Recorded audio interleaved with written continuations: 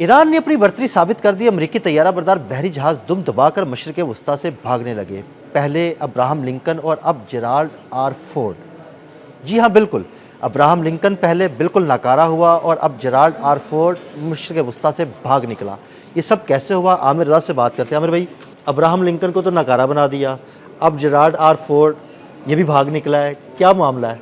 देखिए, ये आया था हैफा की बंदरगाह पर, इसको ठहराया गया था और ये दुनिया का सबसे बड़ा त्यारा बरदार जहाज़ है, जिस पर 90 के करीब जो हैं जहाज़ मौजूद है और इससे हमले भी किए गए। यानी इससे वो मिसाइल और जहाज़ भी उड़ाए गए जो कि ईरान पर हमलावर हुए। लेकिन उसके बाद हुआ क्या कि कुदरत ने अपना काम दिखाया और यहाँ पर इनके अपनी लॉन्ड्री एरिया के अंदर आग लग गई और ये आग बढ़ते बढ़ते जो है इनके रहायशी कमरों तक गई और वहाँ पे काफ़ी लोग जो हैं उनके ज़ख्मी होने की भी इत्तला आई। बड़ी आग थी जिसके बायस जिसको बुझाने में सिर्फ 30 घंटे लगे। आप अंदाज़ा कीजिएगा कि समंदर के पानी के ऊपर खड़ा जहाज़ जो है उस पर ऐसी आग थी जो बुझ नहीं रही थी और इस तरह से ये बिल्कुल एक नकारा सा जहाज़ बन गया और इसको अब इन्होंने यूनान की तरफ भेज दिया है, जहाँ पर एक बंदरगाह पर इसको लंगर अंदाज किया जाएगा और उसके बाद इसकी मुरम्मत की जाएगी। सबसे बड़ी बात यह है कि अमेरिका अपने 2 त्यारा बरदार जहाज़ जो है अब तक तबाह करा चुका है। देखिए, अब्राहम लिंकन तबाह हुआ था जो कि ईरानी मिसाइल्स का निशाना बना और उसके बाद इसको पीछे हटा लिया गया था। उसके बाद से जेराल्ड आर फोर्ड जो था ये फ्रंट लाइन पर लड़ रहा था, लेकिन अब ये भी जो है पीछे चला गया। यानी पीछे जाने से मुराद ये है कि अब ये शायद 2 साल ले इसकी मरम्मत में एक बड़े बहरी जहाज़ जो कि एक उसको समझे एयर स्ट्रिप है, या आप उसको एयर बेस कह लें, वो एयर बेस जो है अगर वो नकारा हो जाए और उसके लॉन्ड्री एरिया तक जाए। देखिए, अमेरिकन अभी तक इसके होने वाले नुकसान को जाहिर नहीं कर रहे हैं। ये वो नुकसान है। लेकिन आमिर भाई, जो खबर आ रही है ना कि 600 मरीन्स के कमरे जलकर खाकस्तर हो गए, सबसे बड़ी बात रहने की जगह नसीब नहीं हो रही थी। इससे बड़ी बात भी है, इससे बड़ी बात है, ये 600 हो या 6000 हो, मुझे इससे फ़र्क नहीं पड़ता। असल बात यह है कि इस एक जहाज़ के अंदर 2 एटमी रिएक्टर मौजूद हैं जो इसके लिए बिजली बनाते हैं। ये कहा जा रहा है कि उनको नुकसान पहुंचा है और अगर उनको नुकसान पहुंचा है तो इसका मतलब ये है कि ये एटमी बेड़ा जो है ये हमेशा हमेशा के लिए जो है बेकार हो गया है। एक तो इसमें से ताबकारी जो है उसका अखराज हो सकता है। कहा जाता था कि ये 50 साल तक समंदर में रहेगा। देखें, जब आप कुदरत के लिए जो जिस तरह से वो कहते हैं ना कि टाइटैनिक के बनाने वाले ने ये कहा था कि इसको अगर खुदा भी चाहे तो डुबो नहीं सकता और पहले सफ़र में डूब गया था। इसी तरह जेराल्ड आर फोर्ड और आपको डोनाल्ड ट्रंप का, मुझे तो वो ज़रूर, अगर मेरे पास कुव्वत हो, आप करते हैं उसकी एडिटिंग, आप ज़रूर लगाएं जो उन्होंने कहा था कि beautiful armada going towards Iran, और ब्यूटीफुल आर्मेडा जो है वो अब तबाह बर्बाद पड़ा है। बिल्कुल, ब्यूटीफुल आर्मेडा जो उनका खलीज में था, अब्राहम लिंकन जिसका आपने जिक्र किया, वो तबाह हुआ और उसके बाद यही ब्यूटीफुल आर्मीडा जो है, अब मुझे इसको ब्यूटीफुल आर्मीडा ही कहना है। ये ब्यूटीफुल आर्मीडा जो है इसमें आग लगी और झुलस कर ये जो है अब ये आईसीयू में दाखिल हो गया है। आईसीयू में गया है, यहाँ पर इसका इलाज किया जाएगा। लेकिन अगर इसके एटमी रिएक्टर्स को, जो कि इस वक्त खदशा जाहिर किया जा रहा है कि इसके एटमी रिएक्टर्स को नुकसान पहुँचा है जो इसके लिए बिजली बनाते थे और कहा जाता था कि ये 50 साल तक जो है ये समंदर में रह सकता है। मेरा ख्याल है ये 50 दिन भी नहीं रहा। बिल्कुल ऐसे 50 दिन भी नहीं ये रहा। जंग से हाँ 20 दिन जंग को हुए हैं। जिस दिन वो यहाँ पे पहुंचा है उसी दिन हमला हुआ है। हाँ बिल्कुल, जुमेरात को ये पहुंचा, जुमेरात को पहुंचा और जुमे को हमला हुआ था। 28 फरवरी शायद जुमा बनता था, उस दिन हमला हुआ था। तो आज 20वां रोज़ है जंग का। तो ये 20 रोज़ भी नहीं निकाल सका जिसने 50 साल समंदर में रहकर ईरान का मुकाबला करना था या कुदरत को ललकारना था। मैं सीधी बात कहता हूँ।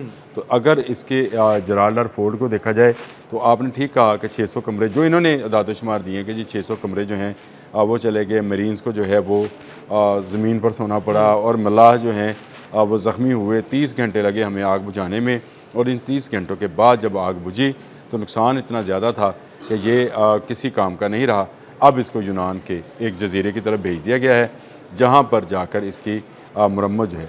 आमिर भाई, वो जो एक दौर में ये तस्वर किया जाता था कि जी अमेरिका का बड़ा खौफ है, अमेरिकी बहरी बेड़ों का बड़ा खौफ है, वो नाकाबिले तस्खीर हैं, लेकिन इस जंग में तो ईरान ने बिल्कुल ये साबित कर दिया कि कोई भी चीज़ नाकाबिले तस्खीर नहीं है और बहरी बेड़े तो बिल्कुल तबाह बर्बाद कर दी। आपने बड़ी अच्छी बात की। मुझे ये शक है कि ये कोई प्रोजेक्टाइल था ईरान का जो इसको लगा बिल्कुल है ऐसा ही है। और उसमें आग लगी है, लेकिन अपनी सुबकी और अपनी हफ्की जो है वो उसको मिटाने के लिए इन्होंने ये कह दिया कि इसके लॉन्ड्री एरिया में आग लगी।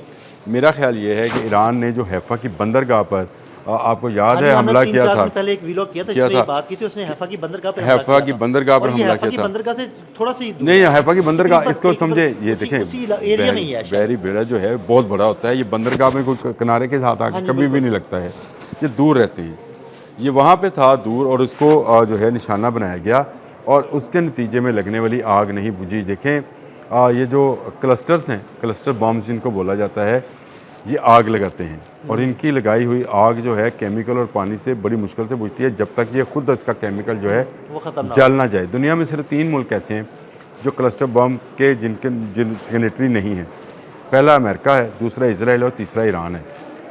और ईरान इस वक्त इसराइल पर क्लस्टर बमों से हमलावर है, जिसको रोकना किसी थॉड, किसी पेट्रियाट, किसी एरो सिस्टम का जो है वो बस के बात नहीं है। पहली बात है, एक मिसाइल जाता है फिर उसमें से बहुत सारे बम निकलते हैं। तो किस किस को रोकेंगे वो जैसे बिल्कुल एक वो हम हवाई नहीं देखते जब हाँ जी। ऊपर जाती है और फायरवर्क्स जो देखते हैं तो ऊपर जाकर वो एक जा रहा होता है, फिर मुख्तलिफ निकलते हैं। उसमें से। उसी तरह से ये है और इसी की आग जो है 30 घंटे तक नहीं बुझी है। हाँ जी। देखिए ये बड़ी बात है, क्योंकि एक इस तरह का बैरी बेड़ा जिसके ऊपर एटमी रिएक्टर्स हैं, जिसके ऊपर जहाज़ हैं, यानी F-35 है, F-22 है, फिर उनके हेलीकॉप्टर्स हैं, टोमाहाक मिसाइल्स उनके पास हैं, उनके साथ बेशुमार इमदादी कश्तियाँ मौजूद हैं।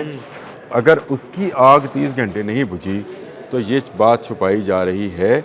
मेरा अपना अंदाज़ा है और मैंने अभी तक जो इसको देखा है, मुझे लगता है कि ये जेराल्ड आर फोर्ड के ऊपर क्लस्टर बम की बारिश हुई है और इसके मुख्तलिफ हिस्सों में आग लगी है, जिसको ये अब छुपा रहे हैं और कह रहे हैं कि लॉन्ड्री में। देखें लॉन्ड्री में किस चीज़ से आग लगेगी, सोचने वाली बात है। तो लॉन्ड्री में तो ऑलरेडी पानी होता है और कपड़े धुल रहे हाँ, होते हैं। नहीं, अगर यहाँ का कोई ठेकेदार ने बिल्डिंग बनाई हो तो मैं कहूँ यार ये शॉर्ट सर्किट हो सकता है, क्योंकि वो तारें नाकस होती हैं। एक ऐसी एटमी रिएक्टर से चलने वाला उसके अंदर क्या कोई तार शार्ट हुई थी जिसका आग बुझाने के लिए इनको 30 घंटे लगे। ये क्लस्टर बम वाला जो था ये हमला था, जिसमें जेराल्ड आर फोर्ड, देखें अब्राहम लिंकन को इन्होंने छुपाया, पहले छुपाया फिर उसको भगाया। हाँ जी। अब जेराल्ड आर फोर्ड को भी ये छुपा रहे हैं, लेकिन ये क्लस्टर बम का हमला है जिसने इसके मुख्तलिफ हिस्सों को आग लगाई है। और मुझे अंदेशा है कि इस पर खड़े जहाज़ भी तबाह हुए हैं, लेकिन अमेरिका जो है, अमेरिका को कि ये अगर खलीज की तरफ होता तो बहुत सारे ममालिक इसको रिपोर्ट कर सकते थे। ये था इसराइल की तरफ, तो अगर इसराइल की तरफ हैफा की बंदरगाह के साथ था तो इसराइल और अमेरिका जो है अपने नुकसानात अभी तक छुपा रहे हैं। और मैंने आपसे कहा था ये कब तक छुपाएंगे, आखिरकार ये सामने लाए जाएंगे। जब सामने आएंगे तो लोगों को नज़र आएगा कि इनके बहुत सारे जहाज़ और मिसाइल्स और इनकी बोट्स जो हैं वो इसमें तबाह हुई थी। और ये तबाह होने के बाद अब अमेरिका जो है इस वक्त खलीज में उसकी वो कुव्वत बाकी नहीं रही जिस पर उसको घमंड था, और उसके ब्यूटीफुल आर्मीडाज जो हैं वो बेकार और तबाह होके ईरान के हाथों और कुदरत के हाथों जा रहे हैं। मेरा ये गुमान है, या मेरा आपसे कह लें कि मैं एक एज ए तजियाती जो है अपना तजिया दे रहा हूँ कि ये क्लस्टर बमों का हमला है जिसको छुपाया जा रहा है, और जेराल्ड आर फोर्ड पर खड़े जहाज़ भी जलकर हादसा हो। बहुत शुक्रिया आमिर भाई। मज़ीद अपडेट्स के लिए मुझे और आमिर रज़ा को फॉलो करते रहें। अदील अहमद और आमिर रज़ा को इजाज़त दीजिएगा। अल्लाह हाफ़िज़।